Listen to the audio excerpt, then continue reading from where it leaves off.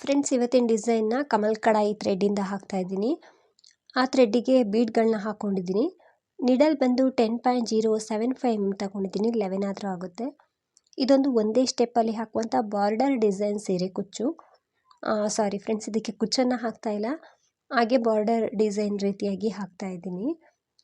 ಮೊದಲಿಗೆ ನಾನಿಲ್ಲಿ ಲಾಕ್ ಮಾಡ್ತಾ ಇದ್ದೀನಿ. ಲಾಕ್ ಆದಮೇಲೆ ಅದ್ರ ಪಕ್ಕದಲ್ಲಿ ಒಂದ್ಸಲ ಸಿಂಗಲ್ ಕ್ರೋಶನ ಮಾಡ್ಕೊಳ್ತೀನಿ. 2 ಟೈಮ್ಸ್ ಲಾಕ್ ಮಾಡೋದ್ರಿಂದ ಸೆಕ್ಯೂರ್ ಆಗಿರುತ್ತೆ ಅಂತ ಅಷ್ಟೇ.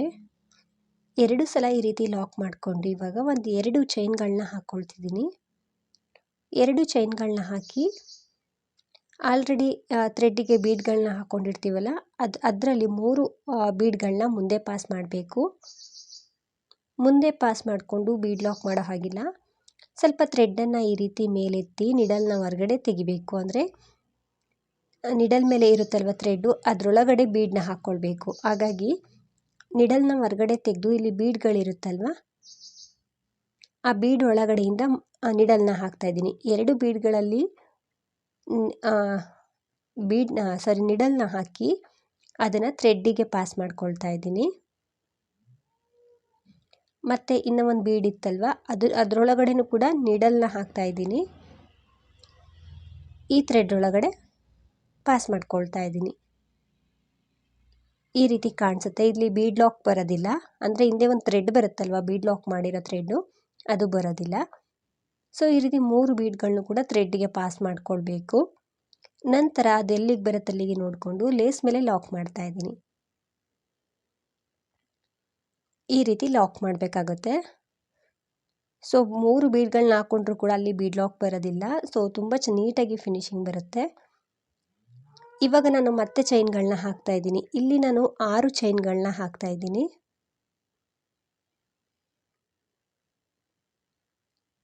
6 ಚೈನ್ಗಳನ್ನ ಹಾಕಿ ಲೇಸನ್ನು ಹಿಂದೆ ತಿರುಗಿಸ್ಕೊಂಡು ಈ ಸೈಡು ಲಾಕ್ ಮೇಲಾದರೂ ಲಾಕ್ ಮಾಡ್ಬೋದು. ಸೊ ಸ್ಟಾರ್ಟಿಂಗ್ 2 ಚೈನ್ನ ಹಾಕಿರ್ತೀವಲ್ಲ, ಆ ಗ್ಯಾಪಲ್ಲಾದರೂ ಲಾಕ್ ಮಾಡ್ಕೊಳ್ಬೋದು. ಸೊ ನಾನು ಸ್ಟಾರ್ಟಿಂಗ್ ಆರ್ಚಲ್ಲಿ ಲಾಕ್ ಮೇಲೆ ಲಾಕ್ ಮಾಡ್ತಾ ಇದ್ದೀನಿ. ನಂತರ ಸೀದಾ ಸೈಡ್ಗೆ ತಿರುಗಿಸ್ಕೊಂಡ್ಮೇಲೆ 2 ಚೈನ್ನ ಹಾಕ್ಕೊಂಡು ಸೂಜಿ ಮೇಲೆ ಥ್ರೆಡ್ಡನ್ನು ಸುತ್ತಕೊಂಡು ಬೀಡ್ ಕೆಳಗಡೆ ಇರುವಂಥ 6 ಚೈನ್ ಗ್ಯಾಪಲ್ಲಿ ನಿಡಲ್ನ ಹಾಕಿ ಥ್ರೆಡ್ನ ತಂದರೆ ಸೂಜಿ ಮೇಲೆ 3 ದಾರ ಇರುತ್ತೆ, ಅಂದರೆ 3 ಲೂಪ್ಗಳಿರುತ್ತೆ. 2 ಲೂಪಿಂದ ಒಂದು, ಮತ್ತೆರಡು ಲೂಪಿಂದ ಒಂದು ಸಲ ಥ್ರೆಡ್ಡನ್ನು ಮೇಲ್ ಪಾಸ್ ಮಾಡಬೇಕು. ಆವಾಗ ಒಂದು ಡಬಲ್ ಕ್ರೋಶ ಕಂಬ ಆಗುತ್ತೆ. ನಾನಿಲ್ಲಿ 2ನೇ ಡಬಲ್ ಕ್ರೋಶ ಕಂಬನ ಮಾಡ್ತಾ ಇದ್ದೀನಿ. 3ನೇ ಡಬಲ್ ಕ್ರೋಶ ಕಂಬ. ಆ 6 ಚೈನ್ ಗ್ಯಾಪಲ್ಲಿ 3 ಡಬಲ್ ಕ್ರೋಶ ಕಂಬ ಮಾಡಿ ಇವಾಗ ಒಂದು 2 ಚೈನ್ ಹಾಕ್ಕೊಳ್ತೀನಿ. 3 ಕಂಬ ಆದಮೇಲೆ 2 ಚೈನನ್ನು ಹಾಕಬೇಕು. ನಂತರ 6 ಚೈನ್ ಗ್ಯಾಪಲ್ಲಿ ಹೋಗಿ ಥ್ರೆಡ್ನ ತಂದು ಲಾಕ್ ಮಾಡಬೇಕು. ಆವಾಗ ಒಂದು ಪೆಟಲ್ಸ್ ಕ್ರಿಯೇಟ್ ಆಗುತ್ತೆ. ಮತ್ತೆ 2 ಚೈನ್ನ ಹಾಕ್ಕೊಳ್ತಿದ್ದೀನಿ. ಸೂಜಿ ಮೇಲೆ ಥ್ರೆಡ್ಡನ್ನು ಸುತ್ತಕೊಂಡು ಆ ಸೇಮ್ ಪ್ಲೇಸಲ್ಲಿ ಹೋಗಿ ಥ್ರೆಡ್ನ ತಂದು ಡಬಲ್ ಕ್ರೋಶ ಕಂಬ, ಒಂದು ಡಬಲ್ ಕ್ರೋಶ ಕಂಬ ಆಯಿತು. 2ನೇ ಡಬಲ್ ಕ್ರೋಶ ಕಂಬ. ಸೊ 2 ಚೈನ್ನ ಹಾಕ್ಕೊಂಡೇ ಕಂಬ ಮಾಡಬೇಕು, ಹಾಗೆ ಮಾಡೋ ಹಾಗಿಲ್ಲ. 3ನೇ ಡಬಲ್ ಕ್ರೋಶ ಕಂಬ. 3 ಕಂಬ ಆದಮೇಲೆ 2 ಚೈನ್ ಹಾಕಿನೇ ಲಾಕ್ ಮಾಡಬೇಕು. 2 ಚೈನ್ನ ಹಾಕಿ ಆ ಸೇಮ್ ಪ್ಲೇಸಲ್ಲೇ ಹೋಗಿ ಥ್ರೆಡ್ನ ತಂದು ಲಾಕ್ ಮಾಡಬೇಕು. ಸೊ 2 ಪೆಟಲ್ಸ್ ಆಯಿತು. ಮತ್ತು ನಾನು 2 ಚೈನ್ನ ಹಾಕ್ಕೊಳ್ತೀನಿ ಇನ್ನೂ ಒಂದು ಪೆಟಲ್ಸ್ನ ಮಾಡೋದಕ್ಕೆ. 2 ಚೈನ್ನ ಹಾಕ್ಕೊಂಡು ಡಬಲ್ ಕ್ರೋಶ ಕಂಬ, 2ನೇ ಡಬಲ್ ಕ್ರೋಶ ಕಂಬ ಸೇಮ್ ಪ್ಲೇಸಲ್ಲೇ, 3ನೇ ಡಬಲ್ ಕ್ರೋಶ ಕಂಬ. ಸೊ ಕೊನೆಯಲ್ಲೇನು 2 ಚೈನ್ ಹಾಕಿ ಲಾಕ್ ಮಾಡೋ ಅವಶ್ಯಕತೆ ಇಲ್ಲ. ಅದನ್ನು ಡೈರೆಕ್ಟಾಗಿ ಲೇಸ್ ಮೇಲೆ ಲಾಕ್ ಮಾಡ್ಬೋದು, ಅಥವಾ 2 ಚೈನ ಹಾಕಿನಾದರೂ ಲಾಕ್ ಮಾಡ್ಬೋದು. ಈ ರೀತಿ ಆರ್ಚ್ ಬರುತ್ತೆ. ಸೊ ತುಂಬ ಚೆನ್ನಾಗಿ ಬಂದಿದೆ. ಇವಾಗ ಇದನ್ನು ಲೇಸ್ ಮೇಲೆ ಲಾಕ್ ಮಾಡ್ತಾ ಇದ್ದೀನಿ. ಅದು ಎಲ್ಲಿಗೆ ಬರುತ್ತೆ ಅಲ್ಲಿಗೆ ನೀಟಾಗಿ ಇಟ್ಕೊಂಡು ಲೇಸ್ ಮೇಲೆ ಲಾಕ್ ಮಾಡ್ತಾ ಇದ್ದೀನಿ. ಈ ರೀತಿ ಆರ್ಚ್ ಕಾಣಿಸುತ್ತೆ. ನಂತರ 2 ಚೈನ್ನ ಹಾಕ್ಕೊಳ್ತೀನಿ ನೆಕ್ಸ್ಟ್ ಆರ್ಚ್ ಮಾಡೋದಕ್ಕೆ. 2 ಚೈನ್ನ ಹಾಕ್ಕೊಂಡು ಇವಾಗ ನಾವು ಬೀಡನ್ನ ಮುಂದೆ ಪಾಸ್ ಮಾಡಬೇಕು. 3 ಮಣಿಗಳನ್ನ ಮುಂದೆ ಪಾಸ್ ಮಾಡಿಕೊಂಡು ಆ ಮಣಿಗಳನ್ನ ಥ್ರೆಡ್ ಒಳಗಡೆ ಪಾಸ್ ಮಾಡ್ಕೊಳ್ಬೇಕು. ಇದು ನಿಮಗೆ ಸ್ವಲ್ಪ ಕಷ್ಟ ಅನಿಸ್ಬೋದು, ಬಟ್ ಒಂದು ಆರ್ಚ್ ಮಾಡಿದ್ರೆ ಅರ್ಥ ಆಗಿಬಿಡುತ್ತೆ. ಆರಾಮಾಗಿ ಹಾಕ್ಕೊಳ್ಬೋದು. ಮತ್ತು ಇದನ್ನು ಸಿಲ್ಕ್ ಥ್ರೆಡಲ್ಲೂ ಕೂಡ ಮಾಡ್ಕೊಳ್ಬೋದು. 2 ಮಣಿಗಳ ಒಳಗಡೆ ನಿಡಲ್ನ ಹಾಕಿದ್ದೀನಿ, ಅದನ್ನು ಈ ಥ್ರೆಡ್ಡಿಗೆ ಪಾಸ್ ಮಾಡ್ಕೊಳ್ತಾ ಇದ್ದೀನಿ. ಮತ್ತು ಇನ್ನೂ ಒಂದು ಬೀಡ್ ಇರುತ್ತಲ್ವ, ಅದನ್ನು ಕೂಡ ನಿಡಲ್ ಅದರೊಳಗಡೆ ಹಾಕಿ ಅದನ್ನು ಈ ಥ್ರೆಡ್ ಒಳಗಡೆ ಪಾಸ್ ಮಾಡ್ತಾ ಇದ್ದೀನಿ. ಅಥವಾ ಮೂರು ಬೀಡ್ಸ್ಗಳ ಒಳಗಡೆನೂ ಕೂಡ ಒಂದೇ ಸಲ ನಾವು ನಿಡಲ್ನ ಹಾಕಿ 3 ಕೂಡ ಒಂದೇ ಸಲ ಪಾಸ್ ಮಾಡ್ಕೊಳ್ಬೋದು.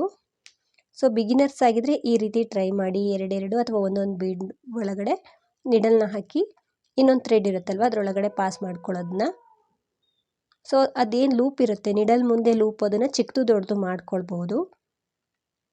ನಂತರ ಅದನ್ನು ಲೇಸ್ ಮೇಲೆ ಲಾಕ್ ಮಾಡ್ತಾ ಇದ್ದೀನಿ. ಸೊ ಇದರಲ್ಲಿ ಏನು ಬೀಡ್ ಲಾಕ್ ಮಾಡೋ ಅವಶ್ಯಕತೆ ಇರೋದಿಲ್ಲ, ಅಂದರೆ ಬೀಡ್ ಲಾಕ್ ಬರೋದಿಲ್ಲ. ಬೀಡ್ ಲಾಕ್ ಬರಬಾರ್ದು ಅನ್ನೋ ಕಾರಣಕ್ಕೆ ಈ ರೀತಿ ಮಾಡ್ತಿರೋದು. ಹಿಂದ್ಗಡೆ ಯಾವುದೇ ಥ್ರೆಡ್ ಬಂದಿರೋದಿಲ್ಲ. ಯಾವಾಗ ನಾವು ಬೀಡನ್ನ ಹಾಕ್ಕೊಂಡು ಬೀಡ್ ಲಾಕ್ ಮಾಡ್ತೀವಿ, ಆಗೇನಾದರೂ ಲಾಕ್ ಮಾಡಿದ್ರೂ ಕೂಡ ಒಂದು ದಾರ ಬಂದೇ ಇರುತ್ತೆ. ಆದರೆ ಈ ರೀತಿ ಬೀಡನ್ನ ಪಾಸ್ ಮಾಡಿಕೊಂಡಾಗ ಹಿಂದೆ ಯಾವುದೇ ಥ್ರೆಡ್ ಬಂದಿರೋದಿಲ್ಲ. ನಂತರ ನಾನಿಲ್ಲಿ 6 ಚೈನ್ಗಳನ್ನ ಹಾಕ್ಕೊಂಡಿದ್ದೀನಿ. ಹಿಂದೆ ತಿರುಗಿಸ್ಕೊಂಡು ಇಲ್ಲಿ 2 ಚೈನ್ ಗ್ಯಾಪಲ್ಲಿ ಲಾಕ್ ಮಾಡ್ತಾ ಇದ್ದೀನಿ. ಲಾಕ್ ಮೇಲೆ ಲಾಕ್ ಮಾಡ್ತಾ ಇಲ್ಲ. ಸೊ ನಾವು ಬೀಡ್ಗಳನ್ನ ಮುಂದೆ ಪಾಸ್ ಮಾಡ್ಕೊಳ್ಳೋದಕ್ಕಿಂತ ಮುಂಚೆ 2 ಚೈನ್ನ ಹಾಕಿರ್ತೀವಲ್ಲ, ಆ ಗ್ಯಾಪಲ್ಲಿ ಲಾಕ್ ಮಾಡ್ತಾ ಇದ್ದೀನಿ. ಸ್ಟಾರ್ಟಿಂಗ್ 2 ಚೈನಲ್ಲಿ ಲಾಕ್ ಮಾಡ್ತಾ ಇದ್ದೀನಿ. ಲಾಕ್ ಆದಮೇಲೆ ಸೀದಾ ಸೈಡ್ಗೆ ತಿರುಗಿಸ್ಕೊಳ್ಬೇಕು. ಸೀದಾ ಸೈಡ್ಗೆ ತಿರುಗಿಸ್ಕೊಂಡ್ಮೇಲೆ 2 ಚೈನ್ನ ಹಾಕಬೇಕು. 2 ಚೈನ್ನ ಹಾಕಿ ಸೂಜಿ ಮೇಲೆ ಒಂದ್ಸಲ ಥ್ರೆಡನ್ನು ಸುತ್ತಕೊಂಡು ಈ ಬೀಡ್ ಕೆಳಗಡೆ ಇರುವಂಥ 6 ಚೈನ್ ಗ್ಯಾಪಲ್ಲಿ ಡಬಲ್ ಕ್ರೋಶೆ ಕಂಬ. ಸೊ 3 ಕಂಬ ಮಾಡಬೇಕು. ಅದಾದಮೇಲೆ ಮತ್ತೆ 2 ಚೈನ್ನ ಹಾಕಿ ಲಾಕ್ ಮಾಡಬೇಕಾಗುತ್ತೆ. 2ನೇ ಡಬಲ್ ಕ್ರೋಶೆ ಕಂಬ, 3ನೇ ಡಬಲ್ ಕ್ರೋಶೆ ಕಂಬ. 3 ಕಂಬ ಆದಮೇಲೆ 2 ಚೈನ್ನ ಹಾಕಬೇಕು. ಮತ್ತೆ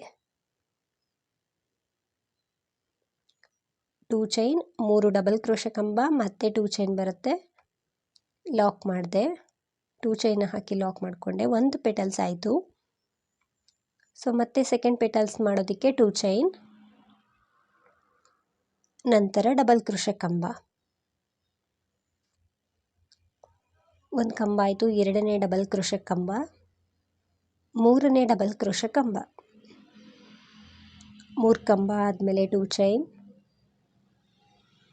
ನಂತರ ಆ 6 ಚೈನ್ ಗ್ಯಾಪಲ್ಲಿ ಹೋಗಿ ಲಾಕ್ ಮಾಡಬೇಕು. ಮತ್ತೆ ನೆಕ್ಸ್ಟ್ ಪೆಟಲ್ಸ್ ಮಾಡೋದಕ್ಕೆ 2 ಚೈನ್ನ ಹಾಕ್ಕೊಂಡು 3 ಡಬಲ್ ಕ್ರೋಶೆ ಕಂಬ ಮಾಡಬೇಕು. ಈ ಕೊನೆ ಪೆಟಲ್ಸ್ಗೆ ಕೊನೆಯಲ್ಲಿ 2 ಚೈನ್ ಹಾಕೋ ಅವಶ್ಯಕತೆ ಇಲ್ಲ. 3 ಡಬಲ್ ಕ್ರೋಶೆ ಕಂಬ ಮಾಡಿಕೊಂಡ್ರೆ ಸಾಕು. ಏನಕ್ಕೆಂದರೆ ಇದು ಲೇಸ್ ಮೇಲೆ ಡೈರೆಕ್ಟಾಗಿ ಹೋಗೋದ್ರಿಂದ ಅಥವಾ 3 ಕಂಬ ಜೊತೆಗೆ ಇನ್ನೂ ಒಂದು ಕಂಬನ ಮಾಡ್ಕೊಳ್ಬೋದು. ಸೊ ನಾನಿಲ್ಲಿ 2 ಚೈನ್ನ ಹಾಕ್ಕೊಂಡು 3 ಕಂಬನೇ ಮಾಡ್ಕೊಂಡಿದ್ದೀನಿ.